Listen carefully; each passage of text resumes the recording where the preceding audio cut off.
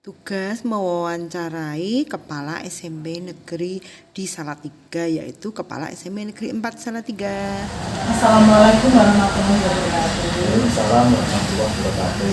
Selamat siang Bapak. Maksud dari kedatangan saya di SMP Negeri 4 Salatiga ini yaitu ingin bertemu Bapak karena saya sebagai calon guru pemuda angkatan 5 Kota Salatiga diperintahkan untuk mewawancarai kepala sekolah di Kota Salatiga, dan saya berharap mengganggu waktunya Bapak Diono selaku kepala sekolah SMP Negeri 4 Salatiga untuk beberapa pertanyaan yang saya ajukan agar Bapak bersedia menjawab sebagai syarat tugas saya dalam mengikuti calon guru pemuda. Sebelumnya apa yang saya tanyakan di sini nanti saya meminta Bapak, kan Bapak sudah menjabat lama nih kepala sekolah nih, hampir 3 tahun. Menurut saya itu sudah lama Pak. Jadi Bapak sudah pengalaman dalam menjabat sebagai kepala sekolah. Jadi kami meminta jawaban yang sebenarnya di Pak, karena kan nanti akan ada evaluasi juga dari fasilitator langsung bisa kami mulai ya Pak. Ya, saya ucapkan selamat datang. Terima kasih atas kerawatannya di SMP Negeri 4 Salatiga ini. Terima kasih Pak. Calon guru Menteri Angkatan 5, saya ucapkan selamat, semoga lancar dalam kegiatannya, mendapatkan tambah ilmu, tambah pengalaman, hal-hal yang baru di dalam proses dalam kegiatan kalau Amin amin Pak, minta doa restunya ya. Dia langsung mawon, saya mulai dari pertanyaan yang pertama. Selama ini bagaimana Bapak menjalankan pengambilan keputusan di sekolah, terutama untuk kasus-kasus di mana ada dua kepentingan yang sama-sama benar dan sama-sama mengandung nilai kebajikan atau biasa disebutnya adalah dilema etika Pak. Terutama dalam kegiatan yang nanti akan berpengaruh terhadap warga sekolah, baik itu kegiatan di pendidikan sekolah atau kegiatan kehidupan sehari-hari. Saya banyak bermusyawarah dulu dengan beberapa pendamping saya, terutama dari wakil kepala sekolah.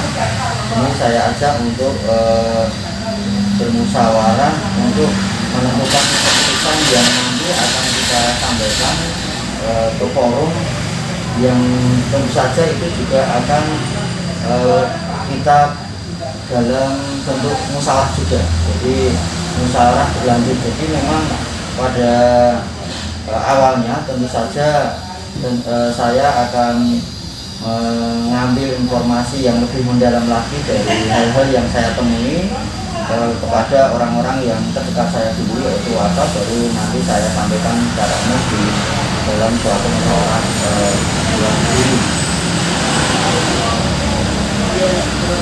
Sesuai yang sudah kami prediksi Pak, Bapak kan menjabatnya sudah lama, kita sudah banyak makan garam gitu. Sesuai dari jawaban Bapak tadi sudah mencerminkan Bapak sebagai kepala sekolah yang memang berkompeten Pak, mempertimbangkan anak buahnya di waktu, mengutamakan juga musyawarah dan sebagainya. Memang Bapak memang sudah kepala sekolah yang kompeten menurut saya. Kemudian Pak, ini untuk selanjutnya langkah-langkah atau prosedur seperti apa yang biasa Bapak lakukan selama ini? Kalau saat ada suatu kegiatan yang harus saya ambil suatu keputusan, itu ya saya mengawali dari mengundang ya teman-teman wakil tadi dalam rapat kecil bersama saya. Kemudian kita putuskan beberapa langkah untuk menentukan kebijakan yang akan kita sampaikan untuk kegiatan yang harus kita laksanakan. Baru setelah dari keputusan rapat kecil tadi kita bawa ke rapat umum bersama Dewan Guru Ulama seperti itu. Dan dalam proses panjang tentu saja hal tersebut kita evaluasi. Jadi kemungkinan ya tentu saja dari evaluasi itu bisa berlanjut atau bisa berubah. Jadi tentu saja tidak saklek dari putusan itu harus betul-betul dipaksakan. Seandainya ada hal-hal yang memang kita sadari dari putusan itu ada yang kurang pas. Iya Pak, langkah-langkah yang Bapak sampaikan barusan itu sudah sesuai prosedurnya, dan saya yang jelas saya banyak belajar dari Bapak ini, karena memang saya kan soal kepemimpinan kan memang belum mengenal ya Pak ya. Dari Bapak saya belajar banyak, nanti Bapak langkah-langkah yang sudah Bapak sampaikan mengutamakan juga dari hasil evaluasi itu tidak dipaksakan ya Pak ya, tidak dipaksakan, dipilih yang terbaik ya, tetap berpihak pada siswa. Iya, terutama ya karena kita mengabdikan diri untuk anak-anak, tentu saja kita memberikan yang terbaik untuk anak-anak, dan itu tentu saja memang perlu suatu evaluasi yang memang harus kita putuskan di akhir itu ya terbaik bagi anak-anak. Ya, kalau mungkin bahasanya berpihak pada siswa kita ya, berpihak pada siswa kita menyelesaikan lah. Jadi Pak, untuk selanjutnya ini Pak, hal-hal apa saja yang selama ini Bapak anggap efektif dalam pengambilan keputusan pada kasus-kasus dilema etika yang di dalamnya itu berisikan benar dan benar. Karena dilema etika itu tidak mengandung kesalahan. Dua keputusan yang benar, cuma barangkali ada latar belakang sama prioritas.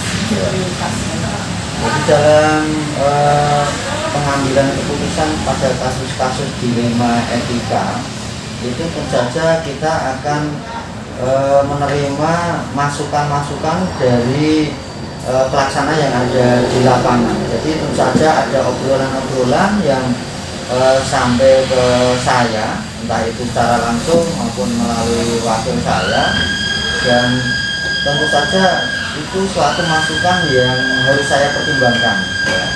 Sehingga dari pertimbangan tadi tentu saja saya harus memutuskan bahwa saya bersama tim kecil atau wakil pendamping saya lah, yang itu nanti dari masukan-masukan yang ada harus memutuskan yang terbaik. Pasti ada yang terbaik dari masukan-masukan yang kita terima dari semua unsur yang ada di sekolah ini, entah itu dari guru, entah itu bahkan dari anak-anak, suara-suara dari anak yang masuk ke guru, ke saya pun menjadi bahan pertimbangan yang cukup utama untuk memutuskan yang terbaik bagaimana. Iya Pak, berarti memperhitungkan pendapat juga semua warga sekolah ya? Iya, termasuk anak-anak, iya, keluhan-keluhan anak, bahkan mungkin omongan anak-anak yang menunjukkan rasa senang itu menjadi bagian yang perlu kita pertimbangkan itu. Jadi untuk mencari yang terbaik tadi. Ya Pak, terima kasih. Untuk selanjutnya ini keputusan yang Bapak ambil itu sebelum Bapak memutuskan dari masukan-masukan obrolan-obrolan dari siswa, masukan dari Bapak Ibu, wakil dan sebagainya itu, kira-kira sebelum memutuskan itu Bapak punya tantangan tersendiri nggak untuk mengambil keputusan yang nantinya akan menjadi keputusan final? Ya, pada kenyataannya kan memang pola pikir ya, semua orang itu berbeda-beda. Jadi meskipun kita ingin menuju hal yang sama, tapi pun saja ada pola pikir yang berbeda. Titik yang kita tuju itu pasti untuk suatu keputusan di sekolah itu pengennya apik-apik, tapi caranya itu kadang kan ada yang berbeda-beda. Ini tantangan yang cukup harus kita pilih, karena memang foto-foto tujuannya apik, titik yang kita tuju itu sama, cuma caranya berbeda, dan tentu saja tidak semua itu bisa menerima kalau tidak ya betul, istilahnya ada yang pro ada yang kontra. Itu foto-foto API tadi, tapi kan ada yang lebih baik menurut kita mungkin kalau kita pertimbangkan itu, tapi ada yang kontra juga. Pasti meskipun itu baik, dia juga punya yang dianggap lebih baik, padahal mungkin secara umum setelah kita evaluasi itu tentu saja kita harus memilih salah satu. Itu tantangan yang cukup cukup dia harus kita ambil yang terbaik tadi ya. Apalagi yang namanya instansi sekolah kan bapak ibu gurunya kan jumlahnya banyak ya Pak ya. Iya. Muridnya banyak. Murid Belum banyak. kalau keterlibatan juga dari orang tua Betul.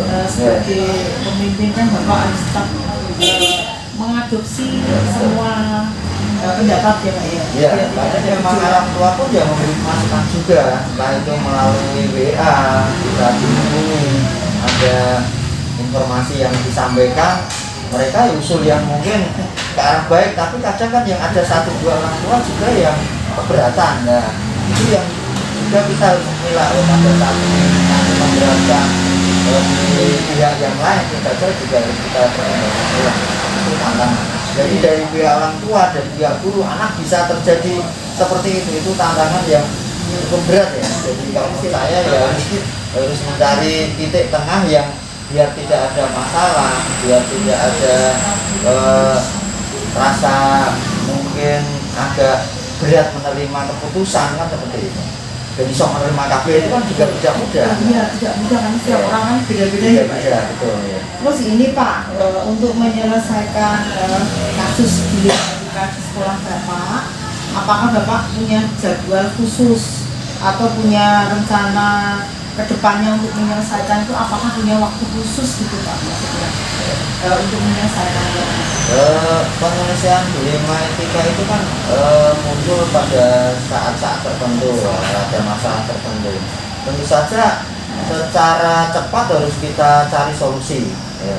Jadi kita kalau agenda secara rutin ya kita koordinasi rutin tiap mingguan itu menjadi bagian untuk mengantisipasi dilema-dilema yang ada.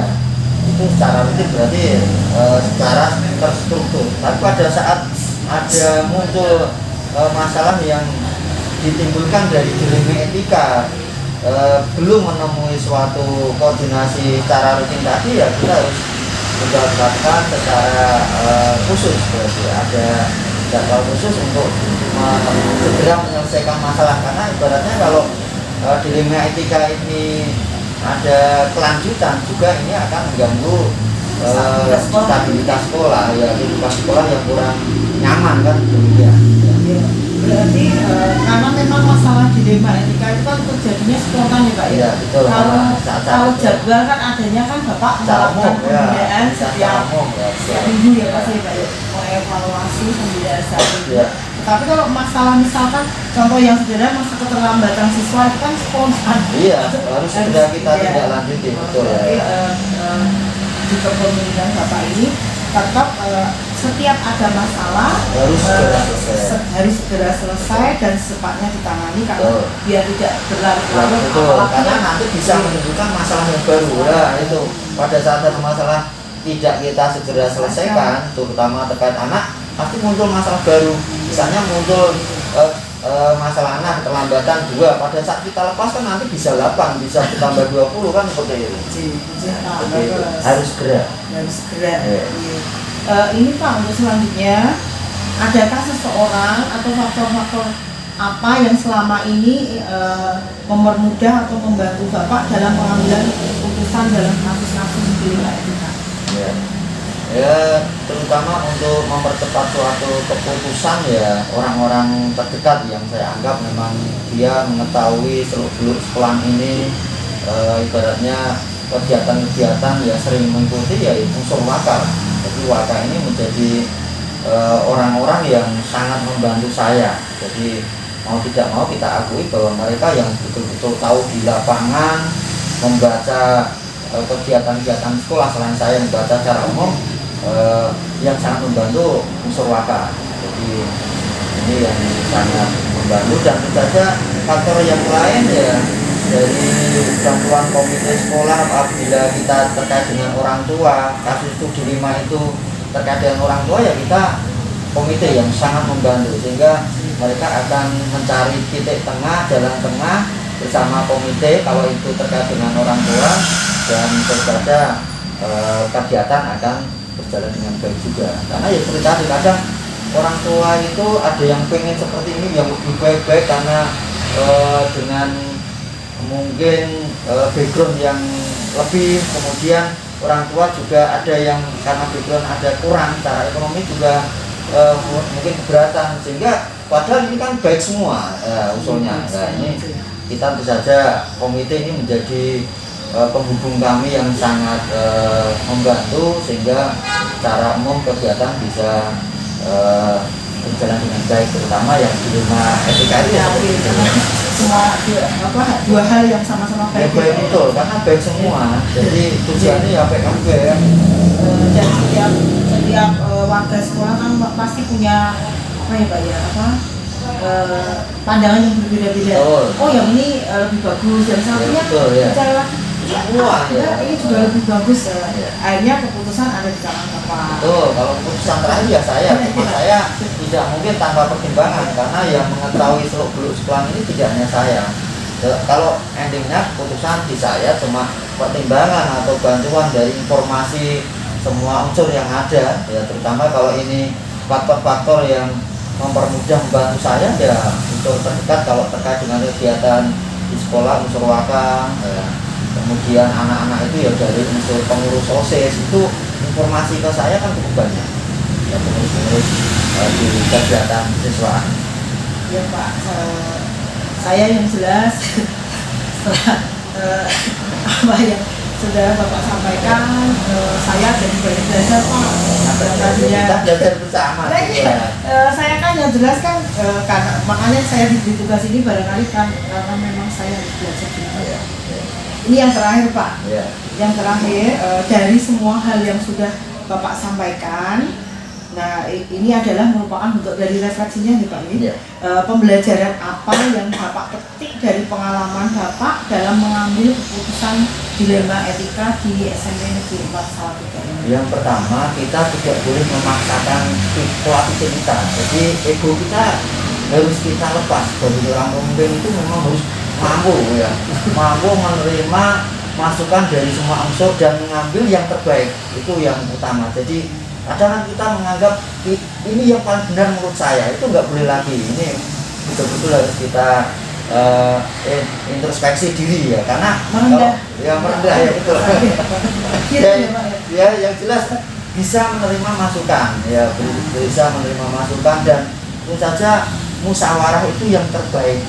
Karena kita tahu bahwa kehidupan di dalam sekolah yang keluarga besar istilahnya, itu harus betul-betul mencari jalan solusi itu musyawarah dari yang lingkupnya kecil sampai nanti musyawarah bentuknya yang lebih besar, mau menerima dari semua unsur yang ada.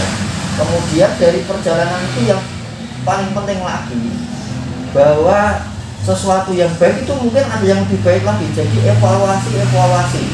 Jadi kita mencari sesuatu yang paling baik melalui evaluasi. Jadi, evaluasi di sini ya meliputi semua kegiatan, terutama ya kembali bahwa di dalam dunia pendidikan kita sebagai pelayan untuk anak, evaluasi itu jangan sampai kita melihat dari unsur kita, baik itu pribadi kepala sekolah maupun menguntungkan guru, tapi bagaimana kita evaluasi itu konsentrasi menguntungkan anak. Jadi itu yang perlu kita tinggal, memberikan yang terbaik untuk anak, menguntungkan anak akan semakin nyaman dalam proses pendidikan pembelajaran di sekolah. Itu ending dari mungkin kegiatan yang ada di suatu lembaga pendidikan. Ya Pak, terima kasih dari refleksi dari yang sudah Bapak berikan. Saya yang jelas di sini ya seperti yang saya uraikan tadi Pak, banyak belajar dari Bapak, terutama yang pertama tadi menurunkan ego ya Pak ya. Harus menerima semua masukan, harus tidak boleh memaksakan kehendak.